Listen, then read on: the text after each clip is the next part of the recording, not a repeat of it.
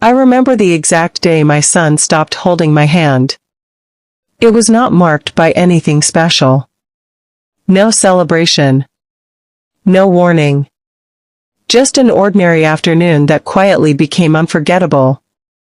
We were walking home from the market, the same road we had walked 100 times before. The sun was soft, and the street was busy with small sounds, cars passing, people talking, birds somewhere above us. My son was beside me, his small hand warm in mine, swinging slightly as he walked. He was talking about something simple, something only a child would care deeply about. I don't remember his words now. I only remember the sound of his voice and the feeling of his hand. At some point, he slowed down. I felt his fingers loosen. Then, gently, without looking at me, he pulled his hand away. He didn't say anything. He just walked a little faster, a step ahead of me, his arms moving freely by his sides. I stood there for half a second longer than usual, my hand still in the shape of holding his. Then I followed him. That was it. That was the moment. I told myself it was nothing. Children grow. They change. I knew this. I had known it since the day I first held him in my arms. Still, something inside me shifted, quietly, like a door closing without a sound. As we walked, I watched him from behind. His steps were more confident now. His back a little straighter. He didn't turn around to check if I was there. He knew I was. Or maybe he didn't think about it at all. That night, after he fell asleep, I sat alone in the living room. The house was quiet in that deep way it only becomes after a child sleeps. I looked at the small shoes by the door. The backpack hanging on the chair. The toys pushed into a corner. Everything looked the same, but nothing felt the same. I remembered the first time he held my hand. He was barely walking then, his fingers wrapping around mine with complete trust. He held on tightly, as if letting go was not an option. Back then, I was his whole world. My hand was safety. My voice was home.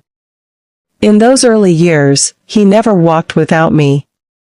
If I tried to pull my hand away, even for a moment, he would cry and hold tighter. I remember smiling then, thinking one day he would grow out of it. I didn't know how quiet that day would be. As time passed, I noticed more small changes. He no longer asked me to sit beside him all the time. He wanted to do things on his own. Tie his own shoes. Answer questions himself. Walk ahead of me instead of beside me. I told myself this was good. This was what I wanted for him. To be strong. To be independent. To walk his own path.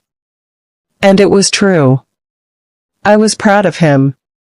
But pride and sadness can live in the same heart. Some days, I would reach for his hand without thinking, then stop myself. I didn't want to pull him back. I didn't want to remind him of something he had already left behind. Still, there were moments when he forgot he was growing up. When he was tired, or scared, or overwhelmed, his hand would find mine again. Just for a moment. Those moments felt like gifts. Short and rare, but deeply precious. One evening, during a storm, the lights went out. Thunder filled the sky, loud and sudden. He came into my room quietly and stood by the bed. Without a word, he climbed beside me and took my hand. His grip was tighter than I remembered. I didn't say anything. I didn't move. I just held his hand and listened to the rain. In the darkness, he was my little boy again. By morning, the storm had passed. So had the moment. Years continued to move forward, as they always do. School became harder. His world grew larger. Friends replaced toys. Conversations became shorter, more careful. He still loved me, I knew that. But he needed me differently now. One day, much later, we were walking together again. He was taller than me now. His steps long and sure. We talked about his plans, his dreams, the future waiting for him. As we crossed the street, he reached out and took my hand. Just like that. It surprised me so much that I almost laughed. His hand was bigger now. Stronger. The roles felt reversed. This time, he was guiding me. We didn't talk about it. We didn't need to. In that moment, I understood something I hadn't before. He never stopped loving me. He never stopped needing me. He was just learning how to walk on his own. Letting go was never about losing him. It was about trusting him. Now, when I think back to that day outside the market, I no longer feel only sadness. I feel gratitude. I was there for the beginning. I was there for the letting go.